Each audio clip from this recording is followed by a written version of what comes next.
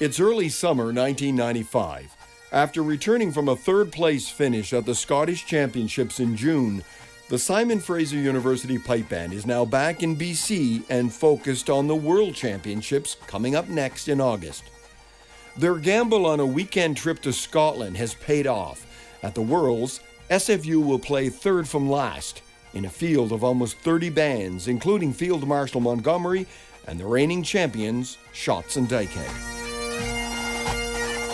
The previous decade had been tough on the band, as it placed in and out of the top 6. Some veteran players departed. 2 young pipers died tragically in a car accident. Then there was the drumming. And at the end of the day, it just seemed like we didn't really have the drumming. The drumming scores, the ensemble sound, the big band effect that we needed at that time, it was starting to head to a point where you needed percussion to be so strong. The final piece of the SFU winning package came from Scotland via Ontario. Terry phoned me and he said, there's rumours abound that you're moving to the West Coast. And I said, well, they're definitely rumours. I said, but it's really interesting, so we should keep talking. They kept talking, and at the end of the day, former world champion 78th Fraser Highlanders lead drummer Reid Maxwell moves to Vancouver and takes over at SFU. Reid, in addition to being a great player, is a tremendous teacher. And he always puts a drum corps on the field that's competitive. Terry Lee knew that he now had the whole package, one that would give them a solid chance at the top prize. Arriving in Scotland, the band focused on Saturday, which of course dawned grey and drizzly. We had built the sound for a sweeter day than that. And so, going from Vancouver to Scotland is always a wild card on your bagpipe, on your instrument, because of the temperature and the rain. It was actually drizzling. But I remember Terry being particularly calm and cool and waiting. I remember thinking like, okay, we're gonna have to get started, warming up pretty soon here. And Terry was just, no, it's not time yet. And there was just that confidence from him. Marching to the line and then into the circle, Terry knew his band was ready. We had the sheepskin bags, we had the Sinclair chanter, which kind of, it rang. The ring off the wood chanter in certain climatic conditions was excellent, and this was perfect. I remember pipers outside the band saying that day our drone sound was like a cloud for the band. With their MSR and medley now complete, band members waited for the official announcement. As a 7th place band in 1994, SFU was at the back of the assembled bands on a football-sized field. And in that mass of pipers and drummers, SFU Pipe Band history changed with one announcement. Now the Grade 1 Band Awards, the World Champions for 1995. First, at 237.5 points, the RSP Trophy and Banner, Simon Fraser.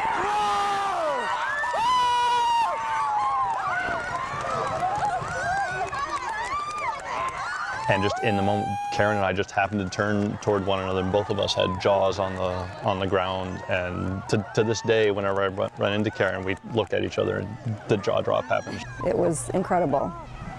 I still remember the announcement and the feeling and the cheering. And when the sigh of Simon Fraser comes out, euphoria, jumping up and down like a bunch of crazy guys. It was fun. When they announced Simon, I think it was then the fastest 20-meter sprint to the grips. So it was like, we were like, that's all I could get out with the guys. But I just, it was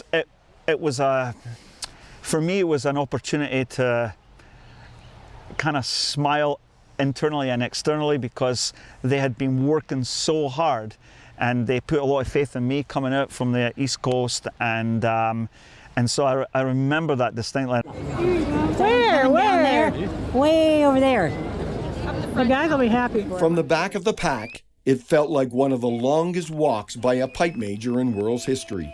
I had to go wade through what seemed like 100 bands to get to the front of the place.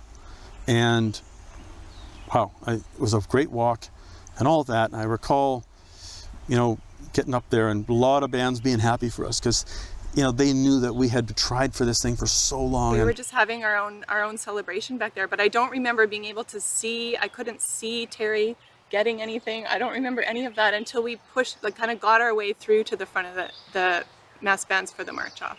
Then, in pipe band tradition, band members scramble to gather up their Glengarries and instruments, wade through the crowd, and march off the field as world champions.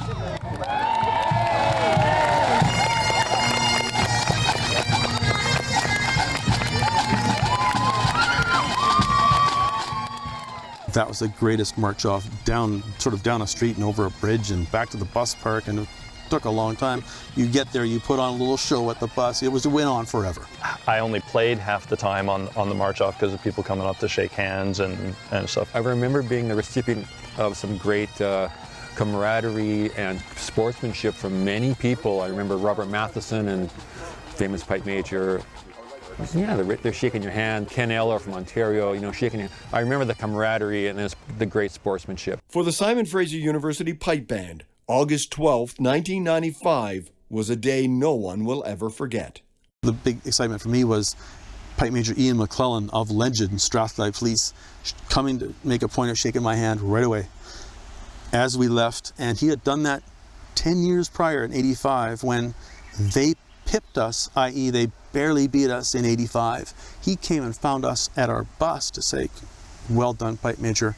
They had just won 5 in a row with that. And so it was kind of full circle coming back to this, for me to shake the hand of my idol at that point was Ian McClellan, Strathclyde Police. How many people get to fulfill what eventually became a childhood dream, and everybody's pictured themselves scoring the overtime goal and whatever just for fun, but this was something that I'd imagined and didn't think was going to be a reality. Probably up to that point in my life, the biggest deal, the most important thing that had happened, the most amazing thing that had happened. It was a pretty spectacular moment. I think it was just such an honor to be part of that organization and that pipe band that had pushed for so long to get to that point. And I just felt like I was the luckiest person to have experienced that moment with the band that had been so good for so long.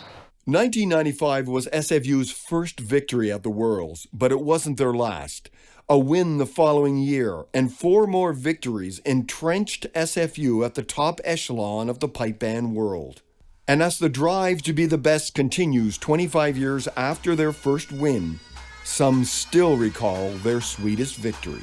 There's nothing like the first. There are others that have lots of great things about them, but there's nothing like the first. This band has had incredible talent, and it has incredible talent right now. And it's so competitive now. You could be 5th, like the band's been the last 3 years, or you could be 1st. This band is right there to be doing it again, I think. So hats off to the organization for wanting to continue to strive for excellence. An excellence achieved over 25 years with the SFU Pipe Band and through the youth development program of the Robert Malcolm Memorial Pipe Bands. And heading into the next 25 years, the band continues to stand by the motto of Simon Fraser University, "We are ready."